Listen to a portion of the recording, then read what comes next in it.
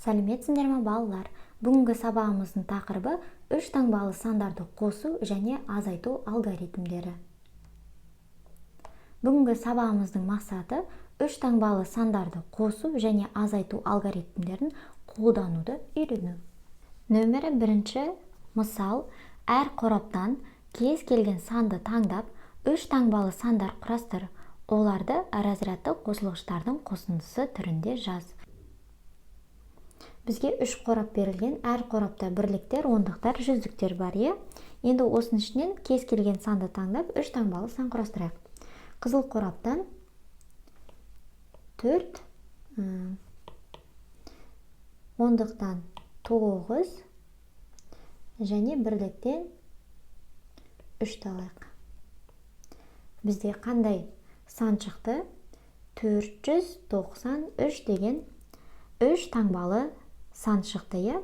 Берілген санды разрядты қосылғыштардың қосындысына жіктейік. Бірінші бізде қанша жүздік бар? 4 жүздік бар. Олай болса жазайық. 400 қосылған. Неше ондық бар? 9 ондық. Ол дегенім 90. Және 3 бірлік бар. Қосу 3. Бұл бізде разрядты қосылғыштардың қосындысы. Балалар, берілген қораптардан кез келген сандарды алып, өздерің үш таңбалы сан құрастырып, разрядты қосылғыштарға жіктеп көріңдер. Нөмірі екінші мысал: баған түрінде амалдың қалай есептелгенін қарастыр. Қосу және азайту алгоритмін түсіндір. Бізге баған түрінде қосу және азайту алгоритмдері көрсетілген. Ең бірінші балалар, баған түрінде дәптерге қалай жазатынымызды мұқият қарап алайық. 432 қосылған 245. Бұл жерде әр сан, яғни бірлік, ондық және жүздік барлығы бір бағанда орналасқан. Әр сан бір тор көздің ішіне орналасады. Арасынан тор көздер қалдырмаймыз жазған кезде, және қосуды мына екі тор көздің қиылысында орналастырамыз. Олай болса, мына бірінші мысалды қарастырайық. Қосуды орындаған кезде біз оңнан солға қарай орындаймыз. Яғни бірліктен бастап қосуды орындаймыз. Бірлікке қосамын, тең болады 7. 7-ні жазамын. Ондықтарды қосамын, 3-ке 4-ті қосамын, 7. Жауабын жазамын. Яғни жүздіктерді қосамын, 4-ке 2-ні қосамын, 6. Дәл жүздіктің астына жазамын. Балалар, мен сәл тор көзден шығып жазып отырмын, сендерге көрінсін деген мақсатпен. 432 мен 245-тің қосындысы 677-ге тең. Келесі енді айырманы орындайық.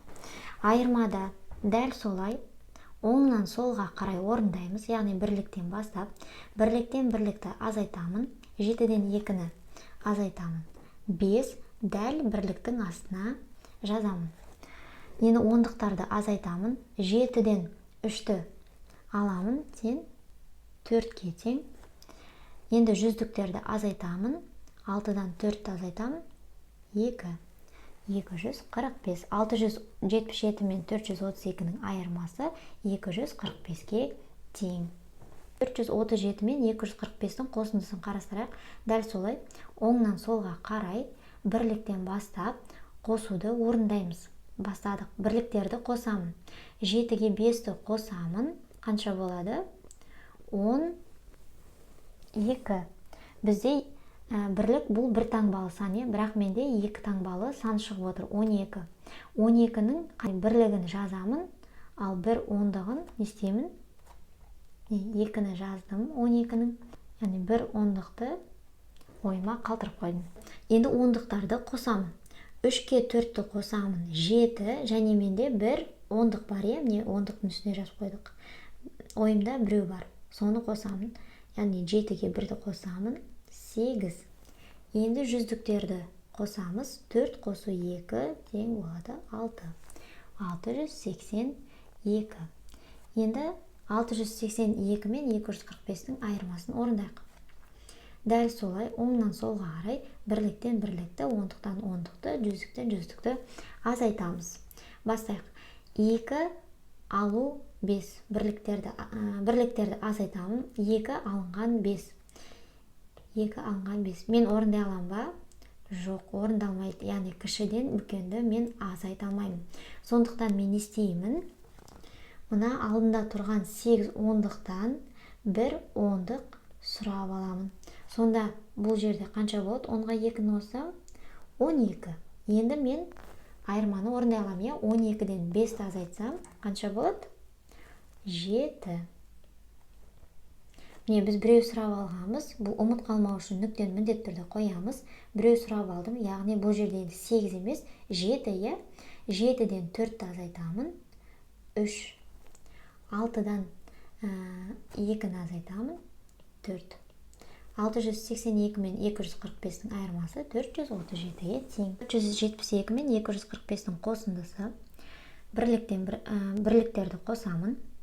2-ге 5-ті қосамын. 7 жазамын. Келесі. 7-ге 4-ті қосамын. 11. Қайтем, 1-ін жазамын. 1-ім ойда. Олай болса 4-ті 2-ге қосамын. 6 ойымдағы мен 7. Яғни 472 мен 245-дің қосындысы 717-ге тең. Енді 547 алынған 256. Бірліктерді азайтамын. 7-тен 6-ны аламын. 1-ге тең. Ондықтарды азайтамын. 4-тен 5-ті ала алмаймын. Сондықтан мен істеймін? Мына алдымда тұрған саннан 1 ондық сұрап аламын. Мынадан 1 ондық сұрап алдық. Енді бұл жерде 14 болды, е? 14-тен 5-ті аламын. 9. Біз нүкте қойып қойдық, яғни біз біреуін сұрап алдық. Мұнда енді 5 емес, 4. 4-тен 2-ні азайтамын. 2. 291.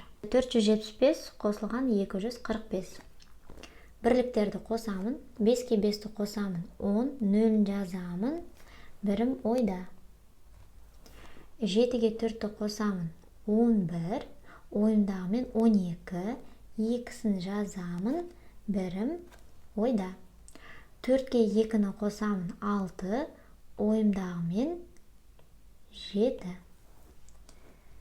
Жауабын оқимын. 475 пен 245-дің қосындысы 720-ға тең. 504 пен 256-ның айырмасын орындайық. Бірліктерді азайтамын. 4-тен 6-ны азайтамын. Яғни кішкентайдан үлкенді ала алмаймын. Сондықтан жанында тұрған саннан 1 ондық сұрап аламын. 0-ден ештеңке сұрай алмаймын. Сондықтан оның алдында тұрған 5 жүздіктен сұраймын. 5 жүздік ең бірінші мына 5-тен кейінгі тұрған 0-ге береді. 100 береді. Яғни 1 жүздік береді. 0 4-ке 1 ондық береді. Яғни 10-ды береді. Енді өзінде қанша қалды? 90, е? Яғни 9 ондық қалды. Яғни 0-дің үстінен 9 жазамыз. 9 ондық қалды. Енді айырманы орындауға болады. Енді бұл жерде 4 емес 14, е? 14-тен 6-ны азайтамын. 8. Енді ондықтарды азайтамын. Бұл жерде енді 0 ондық емес 9 ондық. 9 ондықтан 5-ті азайтамын. 4. Бұл жерде біреу сұрап алған болатынбыз. Сондықтан бұл жерде 5 емес, енді 4, е? 4-тен 2-ні азайтамын. 2. Сонда 248. Шамаларды қосу немесе азайту үшін алдымен оларды бірдей өлшем бірліктеріне түрлендіріп аламыз. Содан кейін есептеуді орындаймыз. Мысалы 3 метр, 4 дециметр, 4 сантиметр қосылған 35 дециметр. Яғни барлығын бір өлшем бірлігіне түрлендірейік. Бізде 1 метрің 100 сантиметр, 1 дециметрің бұл 10 сантиметр. Бұл жазуым, яғни қанша болады? 344 сантиметр қосылған 35 дециметрім қанша болады? 350 сантиметр. Енді осы қосуды баған түрінде қосайық. Енді не істейміз? Бірліктен бастап қосуды орындаймыз. Яғни бірліктерді қосамын, 4-ке 0-ді қосамын 4, ондықтарды қосамын, 4-ке 5-ті қосамын 9, жүздіктерді қосамын, 3-ке 3-ті 6 тең болады 6. Сонда 694 сантиметр. Яғни осып жазамыз. Нөмірі 5-ші мысал, есепті шығар. Бірінші төбенің биіктігі 245 метр. Екінші төбенің биіктігі одан 136 метрге биік. Үшінші төбе екінші төбеден 172 метрге биік. Үшінші төбенің биіктігін тап. Бізге үш төбе берілген. Бірінші төбенің биіктігі 245 метр.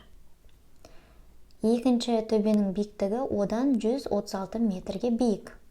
Яғни белгісіз, бірақ 136 метрге биік екенін білеміз. Біріншіден қарағанда. Үшінші төбе екіншіден 172 метрге биік. 172 метрге биік. Енді бізге нені табу керек? Үшінші төбенің биіктігін табу керек. Есептің шартын жазайық. Бірінші төбенің биіктігі 245 метр. Екіншінікі белгісіз, бірақ біріншіге қарағанда 136 метрге биік.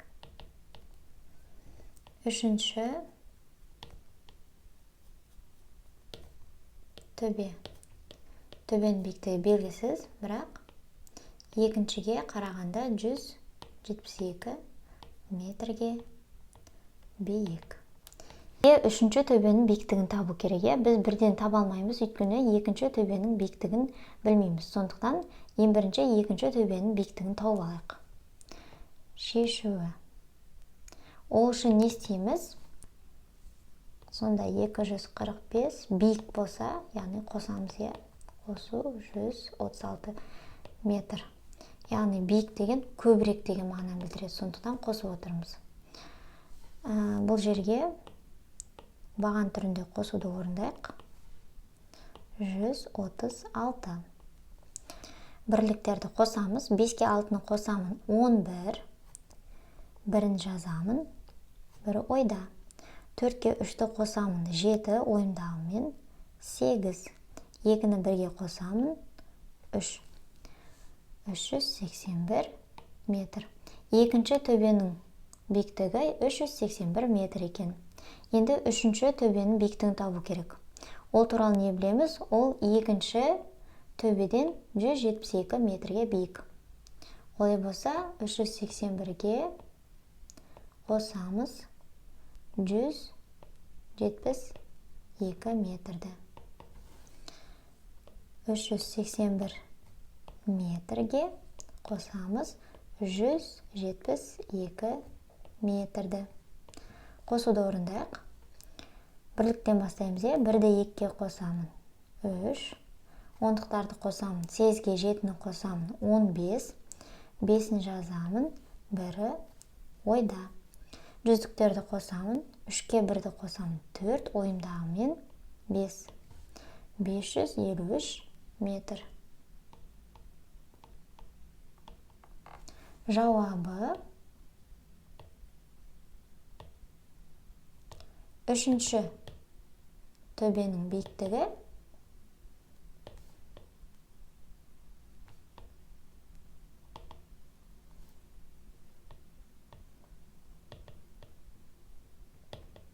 553 метр.